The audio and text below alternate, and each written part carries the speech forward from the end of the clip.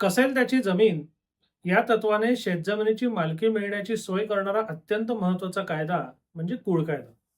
याच कुळ कायद्यासंदर्भात एक अत्यंत महत्वाचा निकाल मुंबई उच्च न्यायालयाने नुकताच दिला. हे प्रकरण तसं रंजक आहे. या प्रकरणामध्ये काय झालं होतं, तर एका महिलेची ती मूळ सगळी मालमत्ता होती. ती जी काही शेतजमीन होती ती पूर्वी तिच्या पतीची होती. तिच्या विवाहानंतर त्यांना एक मुलगा झाला. पण दुर्दैवाने काही वर्षामध्येच पतीचं आणि त्याच्यानंतर त्या मुलाचं त्यांचं निधन झालं. ह्या विधवा महिलेला 2 भाऊ होते आणि कालांतराने तिने त्यातला एक भाऊ दत्तक घेतला. म्हणजे त्या 2 भावांमधलं जे भावाभावाचं नातं होतं ते बदललं आणि एक जो उरलेला भाऊ होता त्याला ती जमीन कसायला दिली आणि ती जमीन तो कसतोय ह्या आधारावर त्यांनी कुळ कायद्याअंतर्गत कुळाचा दर्जा आणि कुळाच्या प्रमाणे मालकी मागण्याचा प्रयत्न केला. हे प्रकरण विविध न्यायालयांमध्ये गेलं आणि सरतेशेवटी मुंबई उच्च न्यायालयामध्ये पोहोचलं. मुंबई उच्च न्यायालय आपल्या निकालात काय म्हणतं, त्यातले महत्वाचे मुद्दे काय ते आपण थोडक्यात बघूया. जमिनीवरील हक्क मिळवण्याची ही लढाई प्रत्यक्षात 2 भावांमध्ये असून त्यांच्या मृत्यूनंतर त्यांच्या कायदेशीर वारसांमध्ये वाद सुरू आहे. हे सख्खे भाऊ असले तरी एकाला नंतर मूळ मालकिणीने दत्तक घेतला, त्यामुळे तो संबंधित जमिनींच्या मालकी हक्काचा वारस झाला. दत्तक झाल्यानंतर त्या 2 भावांचं नातं बदललं. वर नमूद केल्याप्रमाणे मूळतः या जमिनी त्या विधवा महिलेच्या पतीच्या होत्या. त्यांना एकच मुलगा होता. पतीचे सन 1931 आणि मुलाचे सन 1934 मध्ये निधन झाल्यावर ती विधवा महिला होती ती एकमेव मालक बनली. त्यांना या जमिनी पतीच्या कुटुंबाकडून मिळालेल्या होत्या, वडिलांच्या कुटुंबाकडून नव्हे. त्यांना 2 भाऊ होते, ज्यांना सर्वसामान्यतः विधवा बहिणीचे वर्ग 1 वारस म्हणून अजिबात वारसा हक्क मिळण्याची काहीही शक्यता नव्हती. या विधवा महिलेने काही जमिनी त्यांच्या एका भावाला कसण्यासाठी दिल्या होत्या. त्यामुळे भाऊ जमिनींवर कुळ असल्याचा आणि परिणामी मालकी हक्काचा दावा करायला लागला. अशा प्रकारे 2 भाऊ जमिनीवर हक्क सांगत आहेत. एक कुळ कायद्याअंतर्गत आणि दुसरा वारसा हक्क म्हणून. सदर प्रकरणात पती आणि मुलगा गमावल्यावर भावाला त्यांच्या वतीने जमीन कसण्याची परवानगी दिली असण्याची शक्यता नाकारता येत नाही. परंतु मुख्य प्रश्न असा आहे की बहिणीने भावाच्या फायद्यासाठी कुळ अधिकार निर्माण करण्याचा हेतू मुळात होता का? तर याचं उत्तर नकारार्थीच आहे. एक विधवा स्त्री आपल्या सख्ख्या भावाला जमीन सांभाळण्यास देते, कसण्यास देते, याचा अर्थ ती त्याला कुळ बनवण्याचा हेतू ठेवते असं आपल्याला म्हणता येणार नाही.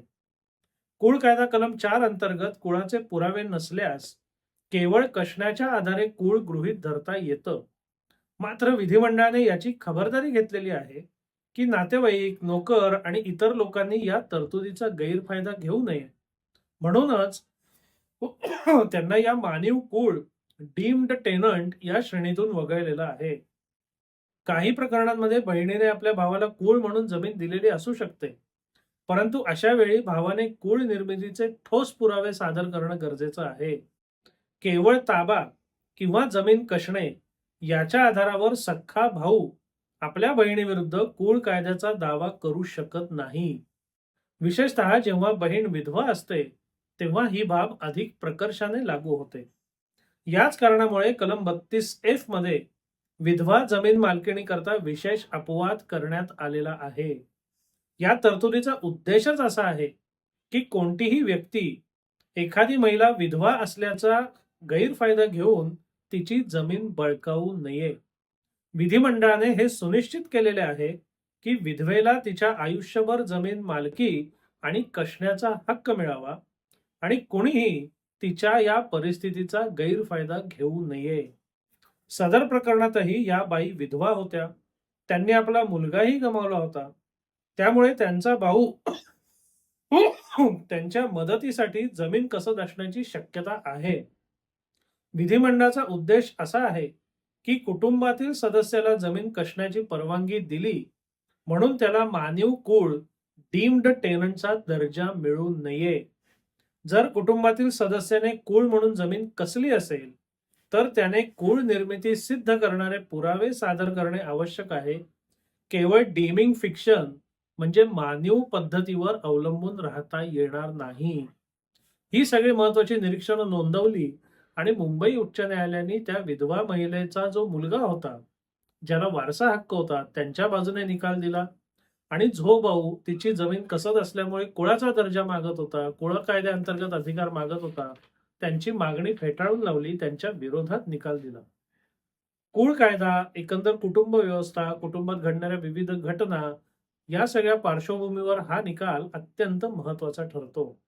आपल्या समाजामध्ये कशा-कशा गोष्टी घडत असतात आणि त्या गोष्टी कशा-कशा न्यायालयासमोर येतात आणि न्यायालयाला एकंदर कायद्याच्या चौकटीत राहून त्याचा कसा अर्थ लावायला लागतो, कसा निकाल द्यायला लागतो, हे अत्यंत महत्वाचं आहे.